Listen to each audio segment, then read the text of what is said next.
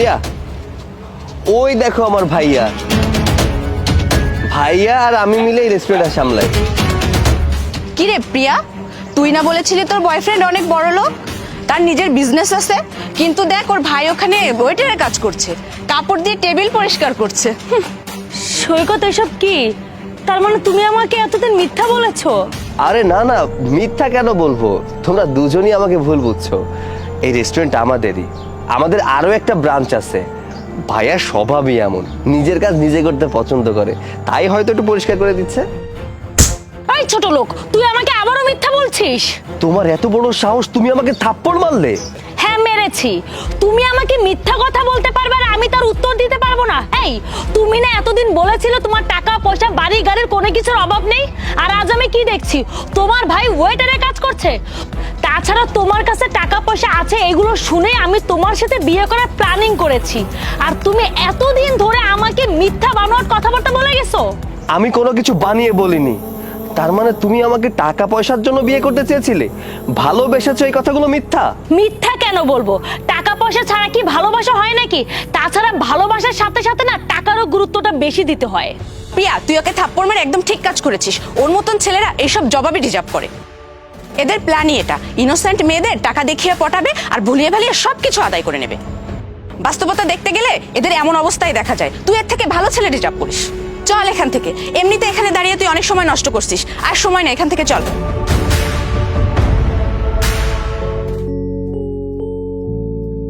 আরে স্যার, আপনি এসব কেন করতে যাচ্ছেন?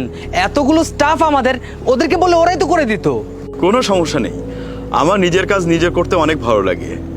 নিজের কাজ করতে লজ্জা কোথায়? আর শোনো, আমার জার্নিটা কোথা থেকে শুরু সেটাকে তুমি জানো?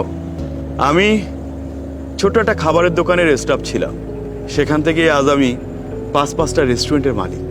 কি করে হলাম জানো? কেন এই সফলতা জানো? কারণ আমি রাত দিন পরিশ্রম করেছি আর নিজের অতীতকে কখনো ভুলিনি।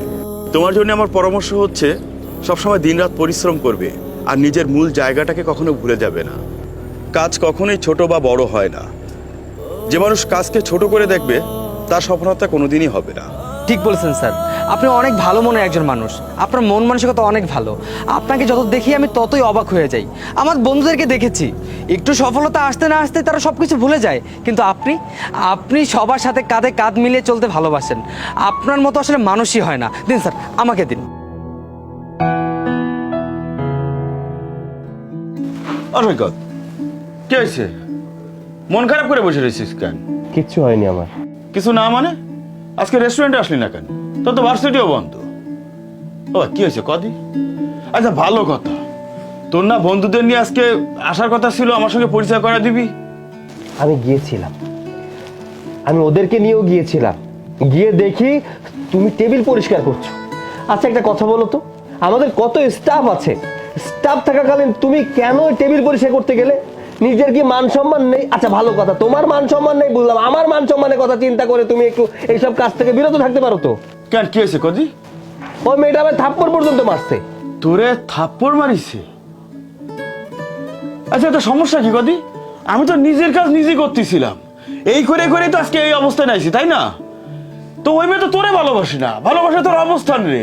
কেন কদি? কারণ যে মেয়ে বড় ভাইয়ের এইরকম কাজ করতে দে, তোরে তুচ্ছ করতে পারে, সে মেয়ে তো তোরে ভালোবাসে না। দেখো ভাইয়া, আমি জানি যে তুমি সব সময় লাভ ম্যারেজের এগেনিস্টে থাকো। তোমার পছন্দ মতো মেয়েকে বিয়ে করছি না বিধায় তুমি উঠে পড়ে লেগেছো। আমি জানি না, তুমি যেভাবেই হোক ওদের বাড়িতে যাবে, ওর বাবা মাকে রাজি করাবে যেন ওর বাবা মা ওই মেয়ের সাথে আমার সাথে বিয়ে দিয়ে দেয়।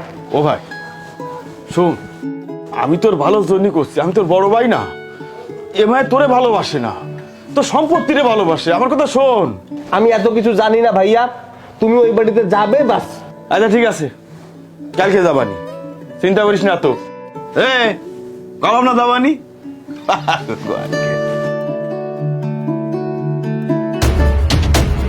কোনো জ্যাম নাই, কোনো কিচ্ছু নাই। আরে দেখ না, আরে ভাইয়া কোথায় যাচ্ছেন আপনি? তাও আবার পায়ে হেঁটে হেঁটে। দেখুন, এটা আমার ফ্রেন্ডের বাইক, আপনি চাইলে আমার ফ্রেন্ডকে বলে আপনাকে এগিয়ে দিতে পারি। ও পিয়া, তুমি এই জায়গায়? আমি তো তোমাদের বাড়িতে যাচ্ছিলাম। আমাদের বাসায় কেন? তোমার বাবার কাছে যাচ্ছিলাম, তোমার সাথে আমার ভাইয়ের বিয়ের প্রস্তাব নিয়ে। তোমার বাবা যেন তোমার হাতটা আমার ভাইয়ের হাতে তুলে দেয়। আমার হাত আপনার ভাইয়ের জন্য? এই, আপনি কিভাবে ভাবলেন যে আপনার ওই ফকিন্নি ভাইকে আমি বিয়ে করব? কিন্তু তুমি তো আমার ভাইরে ভালোবাসো। আমি আপনার ভাইকে কখনোই ভালোবাসিনি। আমি ছিলাম কারণ আমি জানতাম যে আপনার ভাইয়ের টাকা পয়সা বাড়ি গাড়ি কোনো কিছুর অভাব নেই। কিন্তু আমি তো নিজের চোখে আপনাদের পরিস্থিতি দেখলাম, সামান্য একজন ওয়েটারের ভাই। আরে এমন ভাব নিচ্ছিল আপনার ভাই, মনে হচ্ছিল যে ওই রেস্টুরেন্টের মালিক। না না বুন্ডি, তুমি ভুল ভাবতিছো। আল্লাহর রহমতে আমাকে সব কিছুই আছে। হ্যাঁ, তা তো আমি নিজের চোখেই দেখতে পাচ্ছি। আমার বাসায় যাচ্ছেন তাও আবার পায়ে হেঁটে হেঁটে। আরে আমি সামান্য ফুচকা খাওয়ার জন্য বেরিয়েছি, তাও না আমার ফ্রেন্ডের বাইক নিয়ে বেরিয়েছি, হেঁটে হেঁটে যাচ্ছিলাম না। আমারও সে কথা নিজেই কইছিল যে তোমাদের বাড়িতে গাড়িতে করে ড্রপ করে দিতি। তা আমি নিষেধ করলাম যে এনতে এইটুক পথ আমি হাইটেই যাই। কার? আই মিন গাড়ি। আপনি কি জানেন গাড়ি কাকে বলে? ও, আমার তো মনে হয় যে আপনি সাইকেলকেও গাড়ি হিসেবে মনে করেন, তাই না? না না, আমরা কারেরই গাড়ি বলি। হয়তো সৈকত চলে আইছে।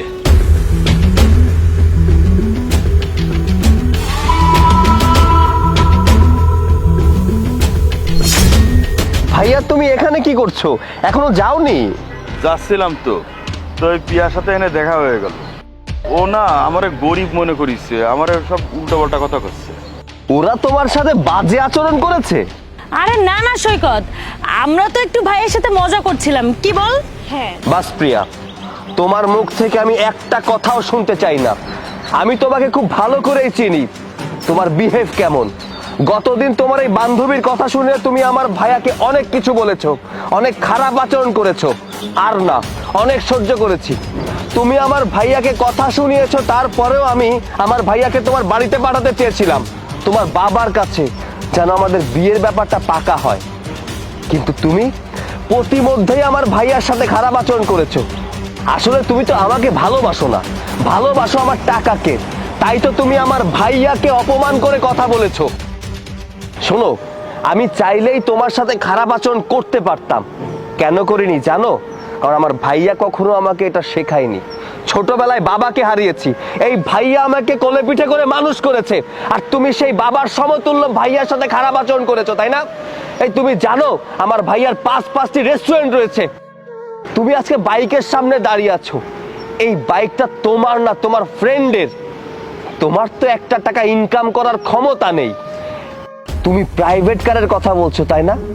প্রাইভেট কার কেনার ক্ষমতা আমার দিনে 5টা আছে। তারপরেও তুমি আমার ভাইয়ার সাথে খারাপ আচরণ করেছো।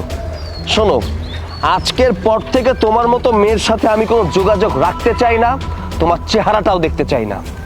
একটা বিষয় ভালো হয়েছে, একটু ভুল বোঝাবুঝির কারণে হলেও তোমার আসল চেহারাটা আমাদের সামনে চলে এসেছে। আর হ্যাঁ, তোমার মতো গোল্ড ডিগারের সাথে আর একটা মুহূর্তও নয়। ভাইয়া চলো, আসছি।